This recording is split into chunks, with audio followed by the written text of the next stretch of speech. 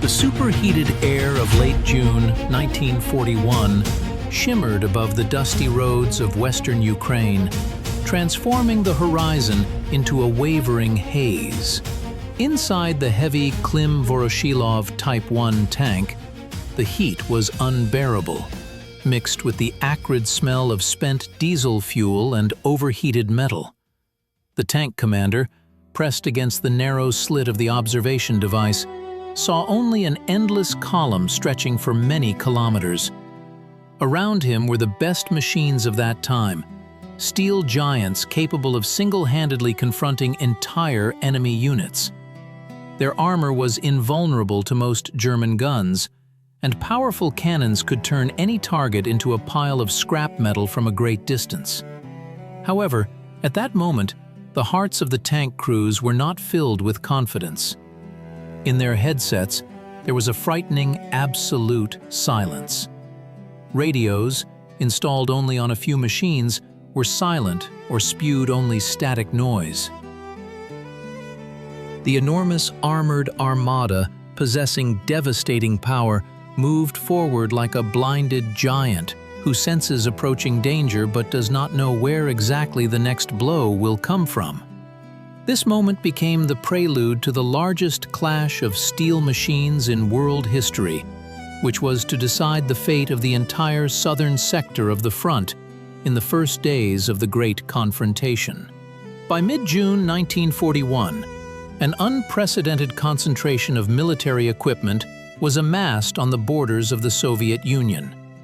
The Soviet leadership had staked on mechanized corps, enormous formations, each of which was supposed to number over 1,000 tanks according to its establishment. This was the concept of a deep offensive operation, designed to crush any enemy with a powerful counterblow. In the areas of Lutsk, Brody, and Rovno, 5 such corps were located, having at their disposal about 2,800 combat vehicles. Among them were not only outdated light models, but also hundreds of the newest T-34s and KVs, which in their characteristics surpassed everything the German army could field. The German side, represented by the 1st Panzer Group under the command of Ewald von Kleist, had significantly fewer vehicles, only about 800 units, most of which were inferior to Soviet tanks in armor and firepower. It seemed that the outcome of the clash was predetermined by simple mathematical calculation. However, war is not only a clash of steel characteristics and gun calibers, it is a complex system of command, logistics, and communication, which in those June days began to rapidly disintegrate under the weight of its own complexity and external pressure. The events of June 22nd caught the Soviet Mechanized Corps in a state of reorganization. Many units were only partially equipped with machinery, and crews were just beginning to master the new complex vehicles. When the first German shells broke the morning silence, chaos reigned in the headquarters. Orders from the center demanded an immediate counterattack, but information about the enemy's location was fragmentary and contradictory. Front Commander General Kirponos found himself in a situation where he was required to take decisive action without being provided with a clear picture of what was happening. As a result, the Mechanized Corps received orders to advance to the border, but their routes were constantly changing. Huge columns of equipment were forced to make multi-kilometer marches under the scorching sun, expending precious engine life and fuel even before they saw the first enemy. The roads were clogged with retreating units, refugees, and broken equipment, turning movement into a real logistical nightmare. The external contour of this conflict was a series of scattered but extremely fierce clashes in the triangle between the cities of Dubno, Lutsk, and Brody. Soviet corps struck at the flanks of the advancing German grouping, attempting to encircle and destroy the enemy's forward units. On June 24th, what would later be called the largest tank battle began. The 15th and 4th Mechanized Corps from the south and the 22nd from the north attempted to close the pincers around the German 1st Panzer Group. But instead of a single coordinated strike, a series of frontal attacks resulted. Soviet tanks moved into position piecemeal, often without artillery or infantry support. German anti-tank crews, armed with effective 88mm anti-aircraft guns, met the steel avalanches with prepared fire. Despite the fact that Soviet KVs withstood dozens of hits, they became easy targets when left without cover and communication. German aviation, dominating the air, methodically destroyed supply columns, leaving tanks without fuel and ammunition at the most critical moment of the battle. Behind the visible roar of guns and the smoke of burning vehicles lay a deep internal management crisis. At the level of specific individuals, it was a drama of people placed in conditions of impossible choice.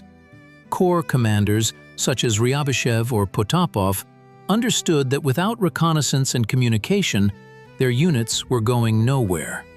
But they were dominated by fear of the high command, and personally, Georgy Zhukov, who arrived at the front and demanded an offensive at all costs.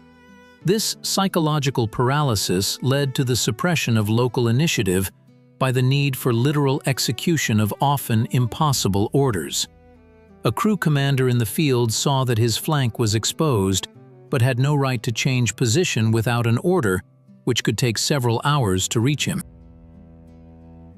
Inside each tank, its own small war was waged.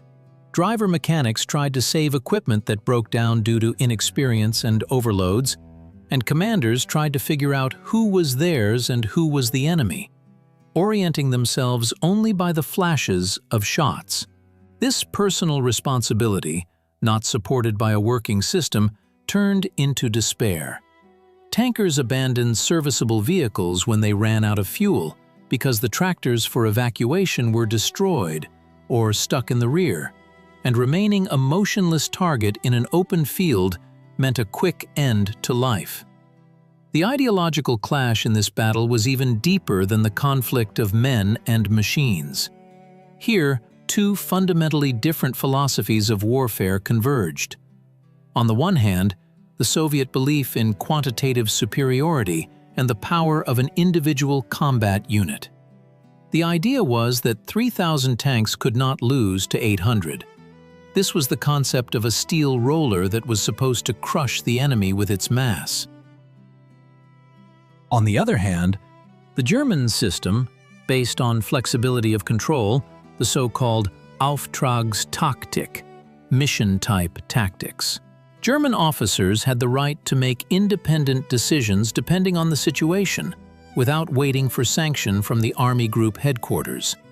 The Germans' main weapon in this battle was not the tank, but the radio station. Coordination between tanks, aviation, artillery, and motorized infantry allowed them to concentrate forces at the right point and strike at the weak spots of the Soviet Corps. The paradox was that the technically more advanced Soviet machine lost, not because it was weaker, but because it was part of a less effective system. This was a clash of the industrial might of the past and the networked structure of the future, where information proved more valuable than the thickness of armor plate. The situation transformed on June 26th, when it became definitively clear that the attempt at a unified counterstrike had failed. Instead of cutting off the enemy's communications, Soviet corps themselves found themselves under threat of encirclement. At this moment, a fundamental shift in the command's perception of reality occurred. The hope for a quick victory and the transfer of hostilities to enemy territory was replaced by an awareness of catastrophe. The 8th Mechanized Corps, having completed a gigantic march of 500 kilometers and lost half of its equipment due to breakdowns, entered battle in the Dubno region. Its heroic attacks temporarily sowed panic in German headquarters. German generals later wrote in their diaries about the terror that the invulnerable Soviet tanks instilled in them. But this surge of activity was not supported by other units. The absence of a unified nervous center led to each corps fighting its own war, wasting strength into emptiness. This was a moment of truth. It became obvious that without a functioning communication and supply system, any, even the most powerful army, turns into a collection of disparate detachments. The culmination of the battle came by June 29th. The fields near Brody and Dubno were strewn with hundreds of burnt-out and abandoned equipment husks. Soviet troops received orders to retreat to avoid complete annihilation. The final clashes resembled scenes from an ancient tragedy. Tanks that had run out of shells rammed German positions. Crews, left without communication, held heights to the last, unaware that the front had already moved far to the east. The mechanized corps, which were supposed to become the steel shield of the motherland, effectively ceased to exist as an organized force. Of almost 3,000 tanks, only a few remained in service. This was not a defeat of technology. The T-34 and KV confirmed their outstanding qualities, destroying dozens of German vehicles in direct confrontations. This was an organizational defeat, a triumph of chaos over order and managerial impotence over engineering genius. The German 1st Panzer Group, although it suffered significant losses, retained its combat effectiveness and continued its advance deep into the country, leaving behind a graveyard of Soviet hopes for an easy victory.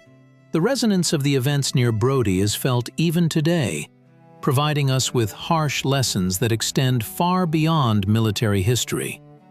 The main one is that no technical power can compensate for the paralysis of control. In the modern world, where technology develops at an incredible speed, we often fall into the trap of believing in a magic solution, a new gadget, a complex program, or a powerful machine that should solve all our problems. But the Battle of 1941 clearly demonstrates that any system is only as strong as its weakest link is reliable. In those conditions, the weak link was communication and the leadership's ability to adequately respond to changes in the environment. This is a universal truth applicable to business, public administration, and even personal life. Without understanding the big picture and the ability to quickly exchange information, any resources will be wasted. We see how huge corporations collapse under their own weight, unable to keep up with agile and informed startups, just as unwieldy mechanized corps burned under the fire of a more mobile enemy. Another important aspect is the value of the human factor in a system that tries to turn people into mere functions. Tankers near Brody achieved the impossible, but the system did not give them a chance for success. This reminds us of the importance of trust and delegation of authority. When control becomes total and rigid and initiative is punishable, the system loses its ability to survive in a crisis. The tragedy of June 41st is a call to build structures based not on fear and blind obedience, but on an understanding of common goals and the provision of freedom of action to those on the front lines. Only in this way can a mass of disparate resources be transformed into a unified, effectively functioning organism. Concluding this journey through the roads of history, we inevitably return to that very tank commander with whom we began our narrative. Imagine him a week after the battles. His machine stands motionless on the side of the road near the city of Dubno. He has no fuel, no communication with command, and enemy planes circle in the sky. He looks at his magnificent but now useless steel colossus. His story is not only a tale of defeat, it is a reminder of the high cost of a lack of unity and clarity. The dust of those roads has long settled, and the fields where the greatest tank duels thundered are now covered with peaceful greenery. But the silence that once reigned in the radio waves of Soviet tanks must serve as an eternal warning to us. We must remember that strength is not in the amount of metal, but in those invisible threads that connect us to each other, allowing us to see, hear, and act as a single whole. The Battle of Brody is not just a page in a textbook, it is a mirror reflecting the eternal struggle between might and wisdom, between form and content.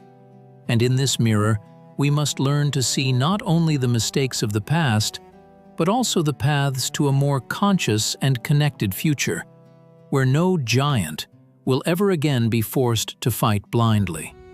The history of this battle teaches us to value not what can be touched or measured in tons, but what makes a system alive and resilient, intellectual flexibility and honesty in assessing reality.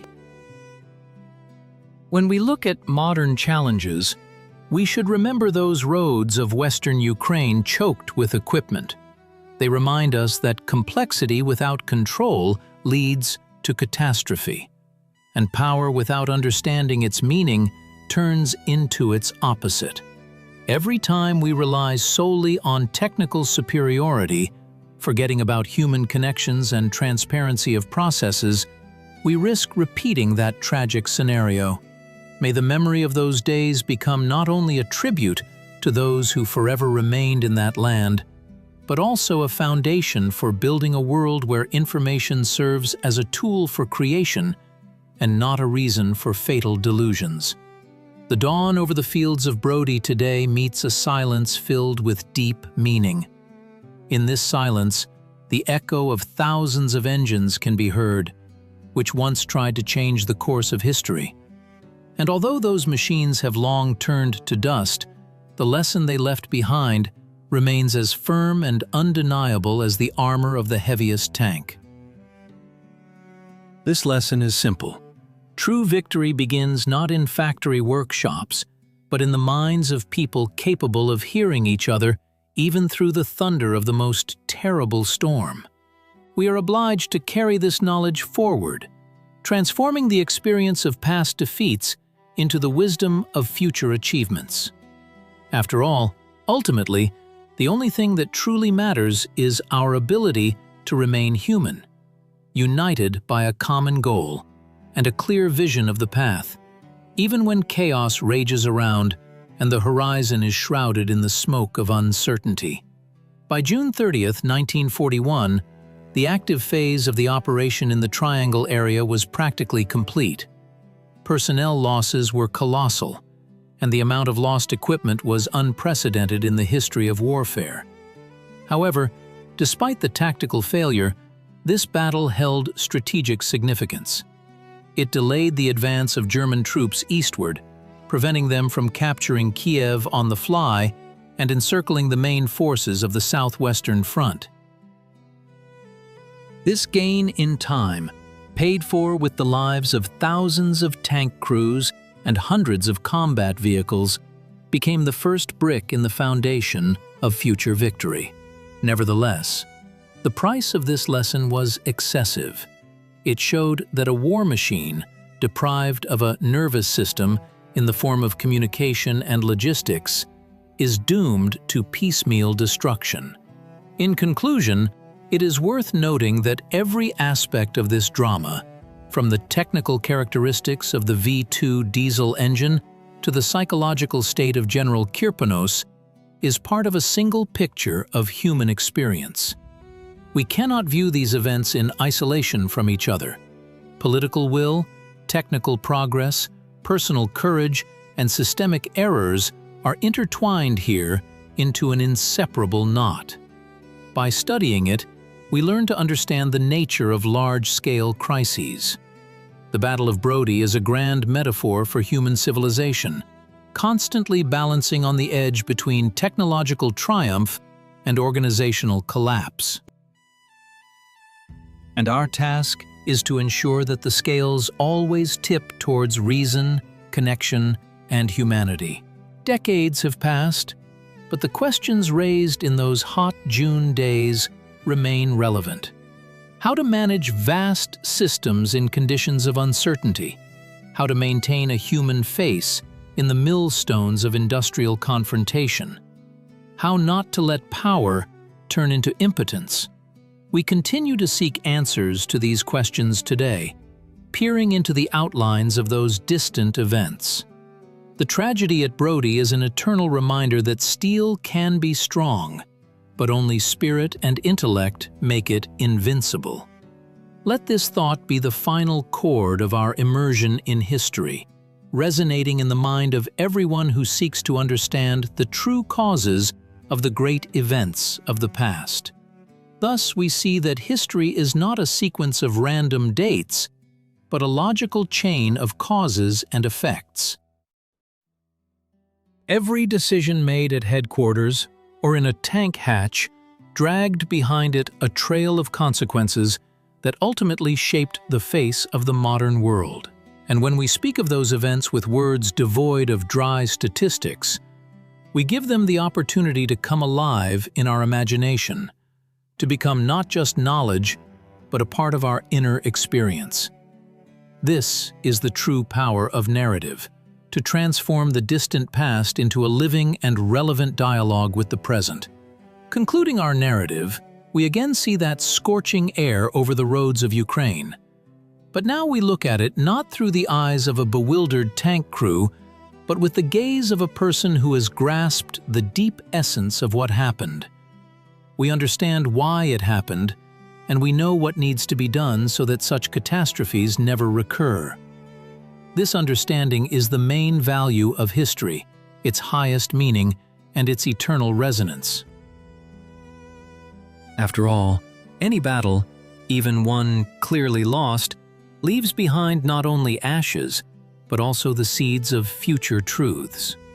At Brody, these seeds were sown in soil abundantly watered with blood and oil. And today they have sprouted into our understanding of how important every detail is in the complex system we call the world. We leave this topic with a feeling of deep respect for those who fought in those impossible conditions, and with a firm intention to be wiser, more responsible, and more attentive to the connections that make us one humanity. This story is complete, but its echo will resonate as long as we continue to ask questions and seek answers. May it be for you not just a tale of war, but a lesson about life, about the power of reason, and about how important it is to always stay connected with yourself, with others, and with the truth itself. For ultimately, this is what defines who we are and where we are going in this endless flow of time, where each of our steps leaves its mark on the roads of history.